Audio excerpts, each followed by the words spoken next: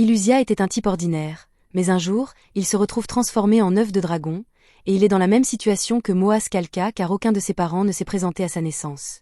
La première chose qu'il voit est un écran, et une voix dans sa tête l'informe que sa fenêtre de statut affichera des informations sur ses capacités, ce qui semble pratique. Mais ensuite, Illusia réalise qu'il devrait s'inquiéter du fait qu'il entend une voix dans sa tête. La voix explique qu'elle fait partie de la compétence Divine Voice, et son travail est d'expliquer les choses concernant son statut et ses capacités. Il demande si ce monde est un jeu quelconque, mais la voix lui dit qu'elle ne peut pas fournir cette information car la compétence Divine Voice n'est encore qu'au niveau 1. Illusia demande ensuite si elle peut au moins lui dire où il est, mais la voix refuse à nouveau de répondre à toute question non liée au statut, et Illusia est tellement frustrée que son œuf finit par rouler d'une falaise. Au moment où il s'arrête, le système l'informe qu'il vient de recevoir une capacité de résistance aux dégâts de chute, mais cela a un coût car ses PV ont baissé d'1 point, et quand on n'a que 5 PV, c'est assez grave.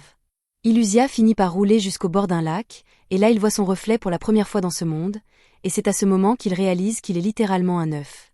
Le système l'informe qu'il est un œuf de dragon, un monstre de rang F, et si sa coquille est d'une manière ou d'une autre détruite, il mourra. Illusia est déjà contrariée par la situation, mais pour empirer les choses, le système lui dit que les œufs de dragon sont impuissants et ont un QI à un chiffre, donc rouler est à peu près tout ce qu'il peut faire pour l'instant. Ils ont le potentiel de devenir un dragon redoutable une fois éclos, mais si vous avez déjà regardé Nat Geo Wild, vous savez que les chances de survivre sans devenir un casse-croûte protéiné sont très faibles. Illusia commence à paniquer, et toutes ses secousses le font rouler vers le bas de la colline, mais il finit par tomber d'un autre rebord et ses PV tombent à 3, donc il décide de rester sur place pour l'instant car il ne peut pas risquer de subir plus de dégâts.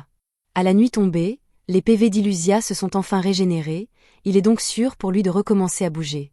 Il se met à rouler lentement sur le sol, et ce faisant, il commence à réfléchir à ce que sera sa vie en tant qu'œuf. Être un œuf peut être nul, mais tôt ou tard il va éclore en dragon et devenir extrêmement puissant, donc il décide d'en faire sa mission.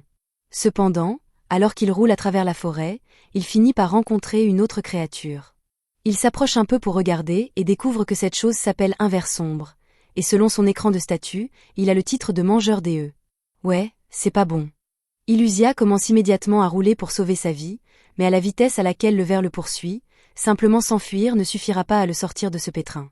Le ver a actuellement 8 points de vie, ce qui est plus que les points de vie maximum d'Illusia, donc s'il essaie de lui donner un coup de tête, il mourra le premier. C'est alors qu'il se souvient qu'il a reçu une résistance aux dégâts de chute plus tôt dans la journée, donc il décide d'utiliser cela à son avantage et attire le ver vers une falaise voisine avant de le tromper pour qu'il saute avec lui. Au moment où ils touchent le sol tous les deux, Illusia est toujours en un seul morceau grâce à sa résistance aux chutes et au fait qu'il a atterri sur le corps du ver, donc le système l'informe qu'il a reçu 12 points d'expérience pour avoir tué le ver avec succès. En conséquence, il a monté de niveau et rempli les conditions pour l'évolution, donc le système lui montre ensuite l'arbre d'évolution et lui demande quelle voie il souhaite prendre. L'arbre du bébé dragon ou l'arbre du petit dragon. Illusia ne sait pas quelle est la différence entre les deux, donc le système commence à lui expliquer que les petits dragons sont une espèce naine de dragon, mais bien qu'ils puissent être petits par rapport aux autres dragons, ils peuvent tout de même atteindre la taille d'un ours, et ils ont aussi une capacité mortelle de cracheur de feu. En revanche, le bébé dragon n'a pas vraiment grand-chose pour lui à part le fait qu'il a le potentiel d'évoluer en de nombreuses espèces de dragons différentes, mais il a vraiment bon goût avec de la sauce soja, donc Illusia pourrait finir dans un épisode de Delicious End Dungeon s'il choisit celui-ci. Illusia n'est vraiment pas intéressé à devenir un repas, donc le petit dragon semble être l'option la plus sûre pour lui, mais alors qu'il est sur le point de choisir, il entend une voix lui disant qu'il doit devenir plus fort et viser le sommet.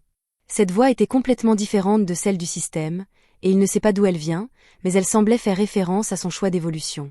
Le petit dragon est peut-être le choix le plus sûr actuellement, mais le bébé dragon a plus de potentiel de croissance à long terme, donc même si c'est un choix risqué, Illusia décide de choisir l'arbre d'évolution du bébé dragon. Après l'évolution, toutes ses stats augmentent considérablement, mais ses PV n'étaient pas complètement régénérés, donc il doit encore se reposer pour les restaurer. C'est alors que l'estomac d'Illusia commence à gargouiller, et ses yeux se mettent à errer vers le cadavre du ver car il a l'air vraiment appétissant pour une raison quelconque. Illusia suppose que cela doit être son instinct de bébé dragon à l'œuvre car normalement il ne considérerait jamais manger un ver, mais ce n'est pas comme s'il avait beaucoup d'options pour la nourriture en ce moment, donc il décide de se lancer, et c'est aussi mauvais qu'il le pensait. Le lendemain matin, Illusia se réveille après une sieste, et sa santé a été entièrement restaurée, mais il doit encore faire face au fait qu'il est maintenant un bébé dragon. Il ne sait pas pourquoi il a été réincarné dans ce monde, qui en était responsable, ni même qui il était avant sa réincarnation. Il est assez certain qu'il était humain, mais il ne se souvient d'aucun détail clair de ce qu'était sa vie antérieure. C'est alors qu'Illusia remarque un groupe de vers sombres se rassemblant derrière lui, et maintenant qu'il n'est plus un œuf, il est capable de se défendre et de les tailler en pièces les uns après les autres. Tuer tous les vers lui a valu une tonne d'expérience, donc il a pu monter son niveau à 3 d'un coup. Ce saut de niveau lui permet d'accéder à la capacité souffle de feu de bébé, donc il l'utilise pour tuer encore plus de vers jusqu'à ce qu'il atteigne finalement le niveau 7. Il continue ensuite à farmer des vers jusqu'à atteindre le niveau 15, et avec la rapidité avec laquelle il a réussi à monter de niveau, il a hâte de voir quelle sera sa prochaine évolution. C'est alors que l'estomac d'Illusia commence à gronder, et il réalise qu'il va probablement devoir manger plus de ces vers s'il veut continuer à se battre à force maximale, mais ces choses sont vraiment dégoûtantes. Il veut essayer de manger autre chose à la place, donc il regarde autour de lui et finit par repérer des champignons au sol qui ont l'air assez savoureux, mais ensuite on lui rappelle pourquoi il ne faut jamais manger de champignons de forêt au hasard. Ces choses sont truffées de poison, et il a à peine réussi à survivre tout à l'heure, mais cela lui a accordé une compétence de résistance au poison, donc ce n'était pas une perte de temps totale. Illusia ne veut toujours pas manger les vers, donc il décide de partir dans la forêt pour chercher de nouvelles proies, et quelques minutes après le début de sa recherche, il repère un loup gris. Le loup est plus grand que lui, mais ses stats sont plus élevés, donc il décide de le poursuivre et commence à courir à côté du loup. Il le tue ensuite d'un coup de poing de feu, et après inspection du cadavre, il réalise qu'il peut utiliser ses flammes pour cuire la viande. Quelques minutes plus tard, Illusia tient un morceau de viande de loup parfaitement cuit, et c'est la meilleure chose qu'il ait goûtée depuis son arrivée dans ce monde. Il veut en obtenir plus, donc il décide de commencer à chasser exclusivement des loups pour pouvoir manger leur vie une fois sa journée terminée. Grâce à tout son travail acharné, en soirée Illusia a atteint le niveau 20, et sa prochaine évolution doit avoir lieu une fois qu'il atteindra le niveau 25. Cependant, le rythme auquel il monte de niveau ralentit plus son niveau est élevé, donc ce ne sera pas aussi facile à l'avenir. Du bon côté, comme il a utilisé son souffle de bébé si souvent, il est devenu assez doué pour griller la viande, donc sa situation alimentaire est résolue. Bien qu'il souhaite avoir quelqu'un à qui parler à part le système, car elle ne répond jamais à ses questions importantes. C'est alors qu'Illusia entend des voix provenant de la forêt voisine, et il ne comprend peut-être pas ce qui est dit, mais cela signifie qu'il y a d'autres personnes ici, donc il va vérifier. Les voix provenaient d'un groupe d'humains, et Illusia voulait aller leur parler, mais cela serait difficile à faire en tant que dragon. Individuellement, aucun des humains n'est aussi fort qu'Illusia, mais ils ont l'avantage du nombre, donc se montrer à eux pourrait être risqué, mais il ne veut pas être seul pour toujours, donc il décide de sortir quand même. Malheureusement, il a oublié le fait que la viande de bébé dragon a bon goût avec de la sauce soja, donc dès que les aventuriers le voient, ils attaquent immédiatement pour un repas facile. Il essaie de leur dire qu'il ne veut pas se battre, mais il ne peut pas parler leur langue, donc l'un des humains lui tranche la poitrine, et l'autre utilise un sort de foudre pour l'étourdir. Illusia réalise que c'était une énorme erreur, donc il essaie de s'enfuir, mais la foudre a déjà rendu ses jambes molles, donc il ne peut rien faire. Les aventuriers commencent à se rapprocher pour l'achever, mais à la dernière seconde, la fille avec eux intervient pour les arrêter car elle se sent mal pour Illusia. La prochaine fois qu'Illusia ouvre les yeux, il voit la fille soigner ses blessures, et il lui est sincèrement reconnaissant d'avoir choisi de le défendre. Les deux autres ne comprennent pas pourquoi elle se soucie tant d'un dragon aléatoire qui aurait pu être leur repas du soir, mais si elle veut le garder en vie, ils ne vont pas l'en empêcher. Illusia regarde son écran de statut et découvre que son nom est Myria, et qu'elle est une humaine de la Terre. Elle utilise aussi ses derniers PM pour le soigner en ce moment, et Illusia a déjà retrouvé la mobilité de ses jambes, mais il sait que Myria partira probablement une fois qu'elle réalisera qu'il est guéri, donc il fait semblant d'être blessé un peu plus longtemps. Illusia ne comprend toujours pas les mots que Myria dit, mais en l'écoutant, il a reçu une compétence appelée langue grecque, et s'il la monte de niveau, il pourra mieux la comprendre. C'est alors qu'Illusia entend des cris forts provenant de plus loin dans la forêt, et il réalise que ce doivent être les autres aventuriers qui étaient avec Myria. Pour qu'ils aient crié comme ça, il doit y avoir un monstre ridiculement fort à proximité, et si c'est le cas, il n'y a aucun moyen qu'il survive à une telle rencontre. Myria veut aller vérifier ses amis, mais Illusia attrape son manteau pour l'arrêter car c'est trop dangereux, surtout qu'elle n'a plus de PM, mais Myria ne comprend pas l'avertissement qu'il essaie de donner et part en courant malgré tout. Illusia ne sait peut-être pas quel genre de monstre est là-bas, mais il sait pertinemment qu'aucun des humains ne peut le battre, donc il doit aller les sauver, mais ses jambes sont encore un peu engourdies, donc c'est difficile pour lui de bouger. Au moment où il arrive enfin sur le site des cris, il est choqué de trouver un énorme dragon de roche de Rancé, et il a plus de 200 PV, ce qui est bien plus que les 30 PV d'Illusia. Normalement, il ferait demi-tour et s'enfuirait aussi vite que possible car il ne veut pas combattre cette chose, mais ensuite il voit Myria s'effondrer sur le sol et il ne veut pas l'abandonner, donc il semble qu'il n'a pas d'autre choix que de tenir bon. Il n'a aucune idée de comment il est supposé vaincre un monstre comme ça. Juste à ce moment, la voix dans la tête d'Illusia se met à lui crier de fuir s'il veut vivre, et Illusia sait que la voix divine a raison, mais il ne peut pas simplement laisser Myria mourir après qu'elle lui ait sauvé la vie il y a quelques minutes, donc même si cela met sa vie en danger, il doit faire quelque chose. Il se révèle pour détourner l'attention du dragon de Myria, et alors que le dragon charge vers lui, il utilise sa compétence de roulade pour plonger sur le côté avant de se heurter à son visage. Après avoir atterri, Illusia remarque un des coéquipiers de Myria allongé au sol à proximité, mais ses PV sont déjà un gros zéro bien gras, donc il n'y a plus moyen de l'aider maintenant. L'autre gars a été un peu plus chanceux, puisqu'il lui reste encore 5 PV dans le réservoir, mais il est toujours écrasé par un arbre, donc il ne tiendra pas beaucoup plus longtemps. Illusia doit agir rapidement s'il veut les sauver, alors il a l'idée de provoquer encore plus le dragon en rebondissant contre sa tête et en fuyant pour qu'il le poursuive. De cette façon, il devrait pouvoir éloigner le dragon des gens et ensuite faire le tour pour les secourir. Cependant, le dragon n'est pas aussi crédule qu'Illusia le pensait, car au lieu de simplement le poursuivre à travers la forêt, il utilise une de ses compétences pour détruire le sol devant Illusia et l'envoyer s'écraser au sol. Le dragon se jette alors sur lui, alors Illusia décide de riposter et lance un coup de poing de feu droit dans sa bouche. Il est vraiment fier de lui parce que cette attaque a en effet infligé des dégâts significatifs au dragon, mais quelques instants plus tard, à l'horreur d'Illusia, la barre de santé du dragon se remplit à nouveau jusqu'en autant dit qu'il se régénère. Il n'y a absolument aucun moyen qu'il puisse vaincre cette chose dans son état actuel, donc il doit s'échapper pendant que le dragon est encore distrait par sa régénération. Cependant, il n'est pas capable de porter les deux personnes en même temps, alors il prend la décision difficile de sauver Myria et de laisser l'autre gars derrière, sachant parfaitement bien qu'il va devenir de la nourriture pour dragon tôt ou tard. Il parvient à emmener Myria à une bonne distance, mais ses PV continuent de diminuer à cause de toute sa perte de sang, donc elle ne survivra pas très longtemps dans cet état. Illusia aimerait pouvoir utiliser de la magie de soin pour l'aider, mais il n'a aucune compétence de cette nature, ni de diplôme médical, donc sa meilleure chance est de l'emmener dans une colonie humaine pour qu'il puisse la soigner là-bas. Il sent l'odeur des humains provenant de cette direction, alors il attrape Myria et commence à la porter jusqu'ici, mais en chemin, il sent quelque chose de très inquiétant. C'est l'odeur de dizaines de loups gris qui se rapprochent de lui, et ils sont probablement après le corps de Myria. Il est finalement encerclé sans aucun endroit où fuir, donc il est obligé de poser Myria et d'affronter les loups. Peu après, Myria reprend brièvement conscience et aperçoit Illusia se battant pour la protéger, mais elle est encore trop faible pour bouger, donc elle s'évanouit à nouveau peu après. Tard dans la nuit, Illusia porte toujours Myria et son corps est sur le point de lâcher, mais ses efforts ont finalement porté leurs fruits car il est enfin arrivé au village humain. Il se met à crier pour que quelqu'un vienne sauver Myria, mais il est toujours un dragon, donc tout ce que les gens entendent, c'est un monstre qui rugit tard dans la nuit, et quand ils sortent vérifier ce qui se passe, ils trouvent le monstre portant le corps inconscient de Myria. Ils supposent immédiatement qu'Illusia est une menace et l'attaque, et peu importe ses tentatives d'explication, ils ne comprennent pas un mot de ce qu'il dit, donc cela ne sert à rien. Il finit par réaliser qu'il ne peut rien faire pour convaincre les humains qu'il n'est pas une menace, alors il se contente de déposer Myria et court retourner dans la forêt pour éviter de causer plus de troubles. Quelque temps plus tard, Myria se réveille dans son lit et trouve Marielle assise à côté d'elle. Elle explique que Myria était gravement blessée, donc elle a dû utiliser beaucoup de magie blanche pour la soigner. Elle informe Myria qu'elle était inconsciente pendant environ 2 jours, et Myria ne se souvient pas de grand-chose de l'incident, donc elle suppose que quelqu'un a dû la ramener au village. Marielle poursuit en parlant de l'imprudence qu'elle a eue d'aller errer dans la forêt avec seulement Dose et Gans, et en parlant de ces deux-là, Myria demande ce qui leur est arrivé, mais Marielle n'a pas de bonnes nouvelles à partager. Après avoir trouvé Myria, ils sont partis à la recherche des autres et ont découvert le corps sans vie de Gans dans la forêt. Quant à Dose, ils n'ont jamais retrouvé son corps, mais ils ont trouvé une grande tache de sang sur le sol près d'un arbre, donc on peut supposer qu'il a pu être mangé par un monstre là-bas.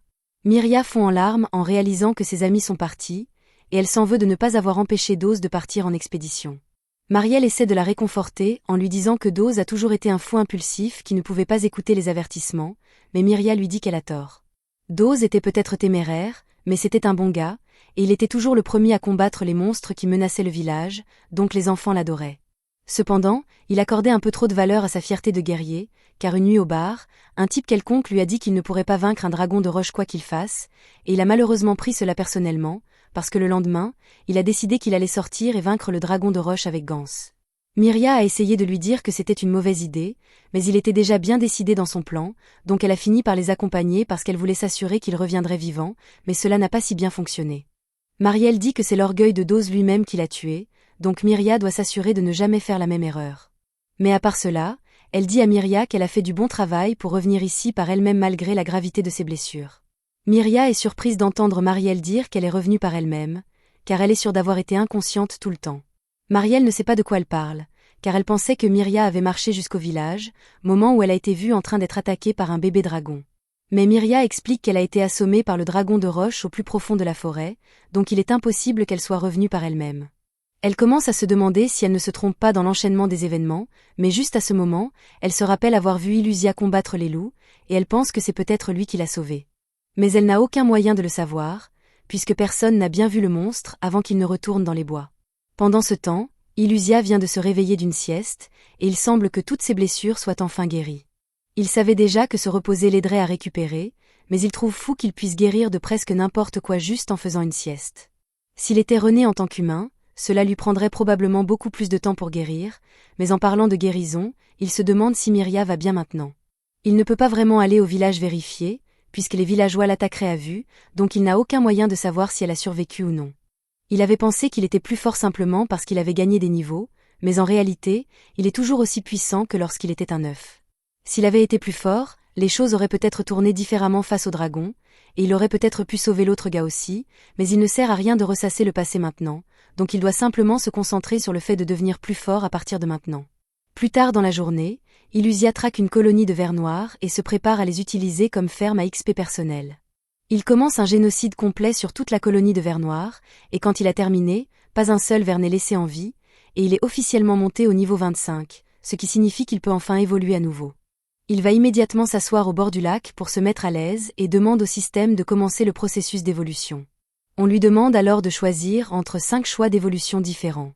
Ce sont tous des variations de petits dragons, et puis il y a le dragon de la peste, mais Illusia ne veut pas vraiment utiliser celui-là. Il n'avait aucune idée de la différence entre eux, alors il demande un peu d'aide au système, et celui-ci commence à expliquer ce que signifient les différences de titres.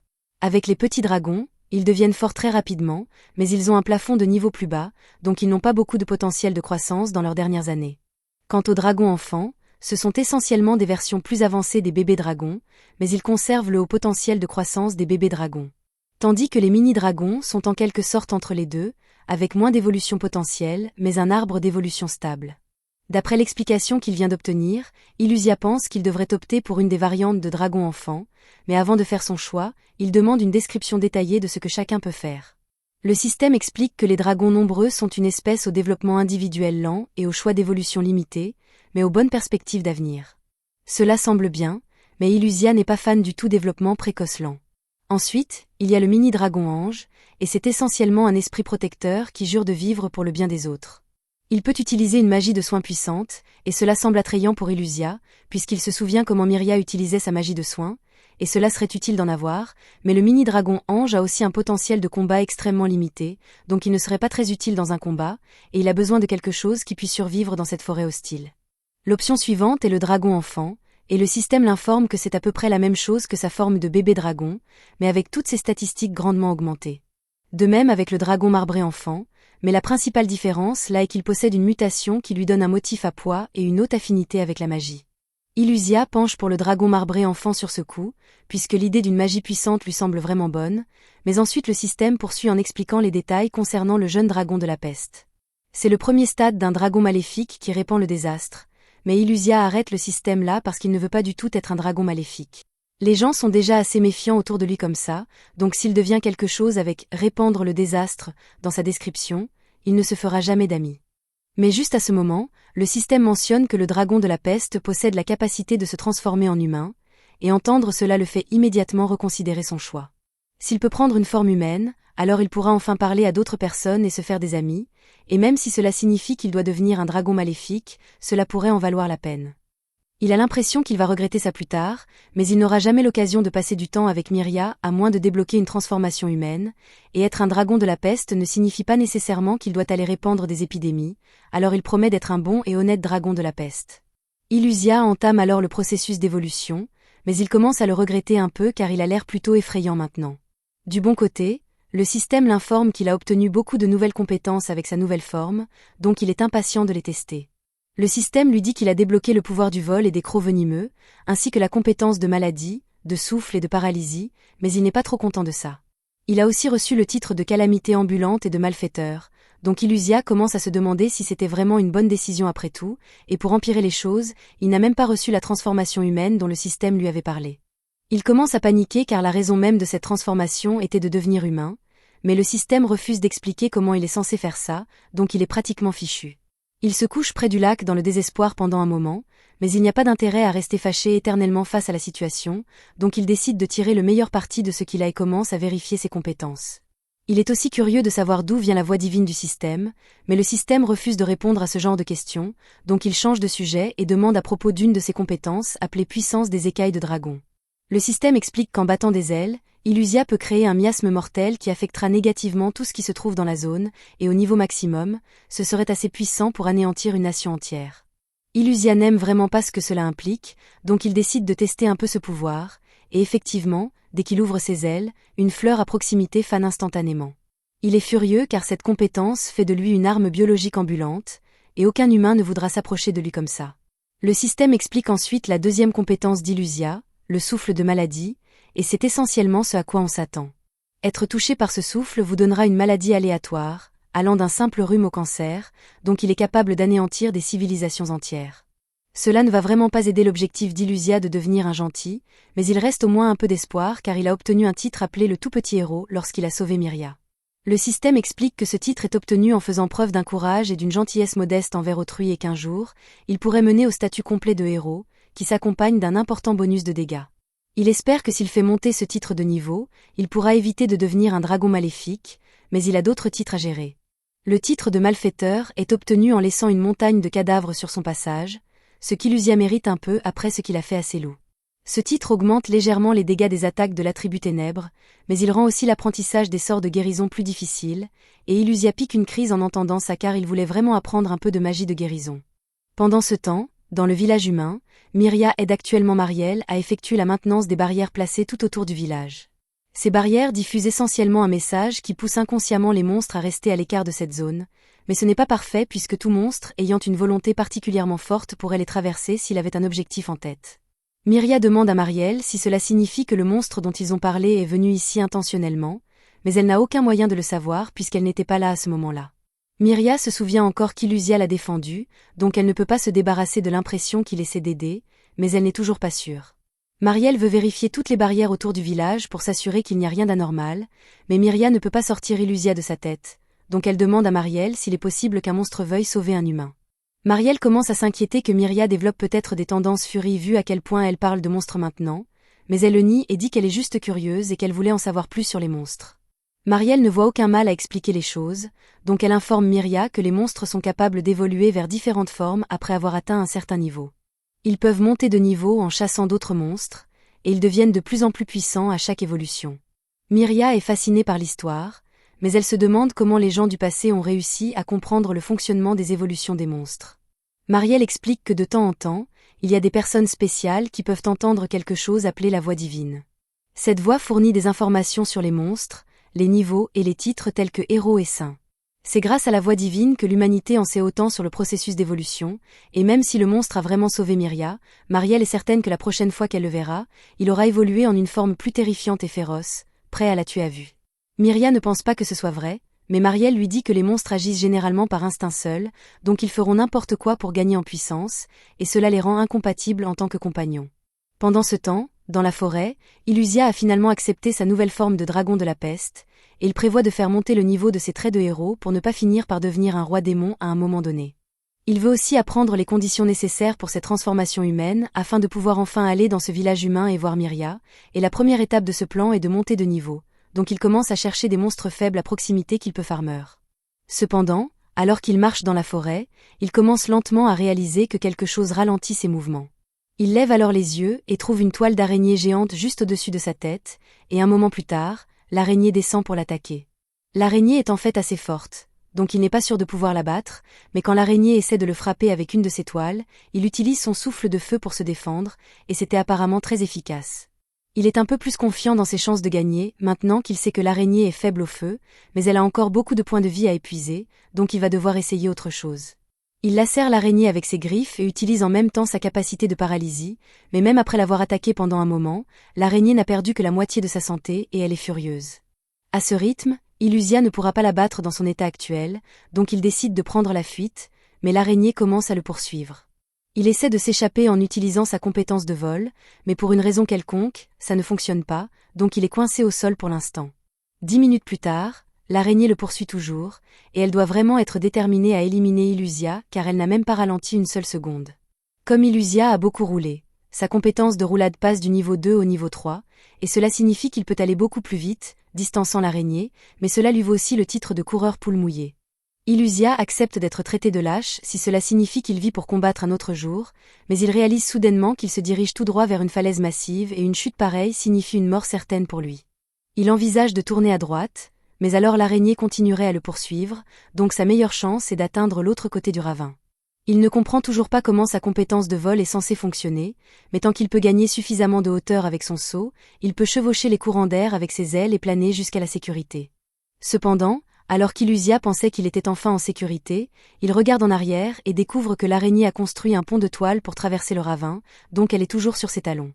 Alors qu'Illusia continue de courir, sa compétence de roulade passe au niveau 4, et c'est bien, mais ça n'aide pas vraiment sa situation actuelle. En chemin, Illusia tombe sur un loup gris, et comme il va trop vite pour s'arrêter, il finit par le renverser, gagnant ainsi quelques points d'expertise supplémentaires et faisant passer son niveau de dragon de la peste de 1 à 3. La même chose continue d'arriver avec des monstres partout dans la forêt, et chaque fois qu'Illusia les renverse, son niveau augmente, donc avant longtemps, il a atteint le niveau 8. Avec l'augmentation de ses stats, Illusia pense qu'il pourrait peut-être battre l'araignée maintenant, donc il arrête de courir et se prépare au combat. Il n'est toujours pas sur des compétences qu'elle a, donc il demande au système de faire un scan rapide, et c'est à peu près ce à quoi on s'attend d'une araignée. Toile de soie, paralysie, venin, et quelque chose appelé double poison. Illusia n'est pas sûr de ce que le double poison est censé faire, mais il ne pense pas que ce sera un problème. Il est confiant que s'il peut s'approcher suffisamment, il peut éliminer l'araignée avec un autre souffle de feu. Cependant, il aurait probablement dû être plus prudent dans son approche car l'araignée active sa capacité de double poison, libérant un nuage de gaz toxique. Illusia peut encore bouger puisqu'il a une petite résistance au poison, mais l'araignée ne le sait pas, donc elle reste là à s'attendre à ce qu'Illusia finisse par s'évanouir à cause du poison. Illusia décide d'en profiter et fait semblant que le poison agit sur lui juste pour attirer l'araignée, et dès qu'elle est assez proche, il la frappe avec un énorme souffle de feu, la réduisant en cendres. Suite à sa victoire, le niveau d'Illusia monte jusqu'à 14, mais il n'a toujours pas accès à la transformation humaine, et il ne sait pas ce qu'il est censé faire. Après s'être plaint pendant un moment, Illusia tue un loup pour le dîner de ce soir et se prépare à trouver un arbre pour passer la nuit, mais c'est alors qu'il remarque une ouverture de grotte à proximité. La grotte semble vide, donc il pense que ce sera parfait comme nouvelle base, et il emménage immédiatement. À la nuit tombée, il prépare la viande de loup et commence à la rôtir sur un feu, mais il se souvient qu'il a trouvé quelques herbes dans la forêt plus tôt aujourd'hui, donc il les ajoute à la viande, et elles ont étonnamment un goût très proche du poivre. Il adore car c'est sa première vraie épice depuis qu'il est arrivé dans ce monde, et il finit par obtenir le titre de Monsieur Chef en conséquence. Il commence à se demander s'il peut séduire les gens avec ses compétences culinaires, mais il sait que ça ne marcherait jamais. Après tout, qui ferait confiance à de la nourriture servie par un dragon de la peste? Sa meilleure chance de gagner leur confiance aurait été lorsqu'il était encore un bébé dragon mignon, mais avec son apparence actuelle, il doute que Myria le reconnaisse même. En parlant de Myria, nous la retrouvons dans un bar du village, et elle vient d'entendre une rumeur selon laquelle Dose a été repéré quelque part dans la forêt. Le vieil homme dit qu'il était en train de pêcher quand il a vu Dose marcher à proximité, mais il avait l'air un peu comme un zombie et il ne répondait pas à sa voix, donc l'homme a fait la chose intelligente et s'est tenu à l'écart au lieu d'enquêter. Myria se fige en entendant cela car même si cela semble suspect, elle se sent toujours partiellement responsable de ne pas avoir pu sauver Dose et Gans, donc elle veut aller vérifier. Marielle refuse immédiatement car elle sait à quel point des situations comme celle-ci peuvent mal tourner, mais elle voit que Myria est vraiment perturbée par cela, donc elle accepte de contacter la guilde des aventuriers et de leur demander d'envoyer des aventuriers vérifier pour eux. Le lendemain matin dans la forêt, Illusia se réveille tôt et se prépare pour une autre journée de farming agressif d'XP, mais soudain, il repère une flaque d'eau qui bouge sur le sol. Il suppose que ce doit être un monstre faible, donc il essaie de scanner ses stats, mais quand il le fait, le système commence à bugger car son niveau n'est pas assez élevé pour comprendre les capacités de cette chose. Le Slim tente d'attaquer Illusia, mais il parvient à s'enfuir à la dernière seconde. Après avoir pris une bonne distance, il fait enfin une pause, et il n'a toujours aucune idée de ce qu'était cette chose, mais il ne faut pas être un génie pour comprendre qu'il ne devrait probablement pas s'en mêler s'il tient à la vie. Il décide de chercher une proie dans une autre section de la forêt pour aujourd'hui, et alors qu'il erre, il finit par tomber sur un petit pot à côté d'un arbre. Il pense que c'est une belle trouvaille puisqu'il pourrait l'utiliser pour stocker des fruits pour plus tard, mais dès qu'il touche le pot, celui-ci prend vie et l'attaque. Le Podi est un monstre de randée, donc Illusia tente de l'éliminer avec un coup de poing de feu, mais malheureusement, ce coup n'a fait presque aucun dégât, Alors Illusia commence à spammer des attaques dans l'espoir de réduire progressivement sa santé. Il parvient effectivement à réduire considérablement la santé du pot, mais juste au moment où il pensait avoir gagné, le pot se soigne, restaurant complètement tous ses PV perdus. Illusia commence à être vraiment frustré, donc en dernier recours, il attrape le pot et décide de le jeter d'une falaise pour en finir puisqu'il n'y a aucun moyen qu'il puisse nager. Apparemment, ce fut très efficace puisqu'un instant plus tard, Illusia reçoit quelques XP pour avoir vaincu le monstre pot. Malheureusement, il semble que les autres pots dans la région n'aient pas apprécié la façon dont Illusia a traité leurs camarades il y a un instant, donc ils se combinent tous pour former la fusion la plus pitoyable qu'Illusia ait jamais vue. Les pots semblent penser qu'ils se rendent plus intimidants en faisant cela, mais en réalité, ils ne font que faciliter la tâche d'Illusia pour les briser, donc il profite de l'opportunité, et quelques instants plus tard, il a gagné plus de 500 points d'expérience et atteint le niveau 30. Ses statistiques ont également augmenté considérablement, mais malheureusement, il n'a obtenu aucun pot utilisable après toute cette épreuve car les pots se sont tous brisés au moment où il les a vaincus. Il aimerait vraiment trouver quelque chose pour stocker tous ses fruits et légumes tôt ou tard, et juste au moment où il y pense, il entend par hasard quelque chose passer. Le système l'informe que la créature qu'il observe est un ours d'argile. Il est de rang D, tout comme Illusia, donc il pense avoir une chance décente de le battre, et plus important encore, s'il est vraiment entièrement fait d'argile, alors après l'avoir vaincu, il pourra utiliser l'argile restante pour se faire un pot. Il pourrait même être capable de créer des meubles pour sa petite grotte, donc c'est une opportunité qu'il ne peut pas laisser passer. Il commence à se faufiler le long de l'ours en cachant sa présence, et une fois qu'il a pris l'avantage du terrain élevé, il abandonne complètement son avantage furtif en criant lorsqu'il saute pour attaquer l'ours. L'ours entend tous les cris et se retourne pour comprendre ce que c'est, moment où il aperçoit Illusia se dirigeant droit sur lui, mais au lieu de paniquer, il ouvre simplement une bouche géante sur son ventre, et Illusia panique au moment où il voit cela. Il sait que le monstre est fait d'argile, mais s'il s'appelle un ours d'argile, il devrait au moins ressembler un peu plus à un ours. L'ours se rue sur Illusia, donc il commence à s'enfuir tout en tirant des coups sur lui, et étonnamment, il parvient à infliger pas mal de dégâts à l'ours, mais malheureusement, l'ours a une capacité spéciale pour gérer ce genre de situation, donc l'instant suivant, il guérit complètement toutes ses blessures. C'est vraiment mauvais pour Illusia car si cette chose peut régénérer, cela signifie qu'il doit l'éliminer en un seul coup, mais à son niveau actuel, il n'a aucune attaque suffisamment puissante pour éliminer cette chose en un coup. Le meilleur auquel il peut penser est de soulever l'ours et de le lâcher comme il a fait avec les pots, mais il n'y a aucun moyen qu'il puisse porter quelque chose d'aussi gros que ça, donc il décide de maintenir sa stratégie de frapper et courir et espère juste que l'ours finisse par manquer de mana pour se régénérer. Cependant, juste au moment où le plan d'Illusia se déroulait sans accroc, soudain, l'ours forme une tornade autour de lui, et au moment où la poussière se dissipe, il a pris une nouvelle forme avec des pics sur tout le corps. Illusia ne trouve pas cela juste car comment est-il supposé frapper l'ours avec ses attaques en roulé-boulé, maintenant qu'il a des épines ? Il ne pourra plus drainer lentement les PV de l'ours, mais du bon côté, il semble que la transformation ait drainé beaucoup de son mana, donc il ne pourra plus se soigner aussi souvent qu'avant. L'ours casse une de ses pointes et la lance sur Illusia, qu'il parvient à esquiver à temps, mais ensuite il remarque que la pointe a commencé à perdre sa forme une fois qu'elle n'était plus connectée à l'ours d'argile, et cela lui donne une idée. Il court vers l'ours, et au moment opportun, il arrache l'un des bras de l'ours et commence à le modeler en une petite boule.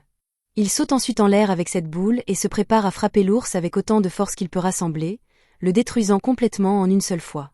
En conséquence, il reçoit une tonne de points d'expérience et monte au niveau 33 en un rien de temps. Il débloque également une nouvelle compétence appelée casse-noisette, ce qui ne lui semble pas très cool, mais c'est exact, et pour couronner le tout, il a enfin l'argile dont il a besoin, donc il est prêt à rentrer chez lui et à commencer à fabriquer des choses. Avant longtemps, il a fini de former son premier bol en argile, donc il crée un four de fortune et le met là-dedans pour le cuire un petit moment.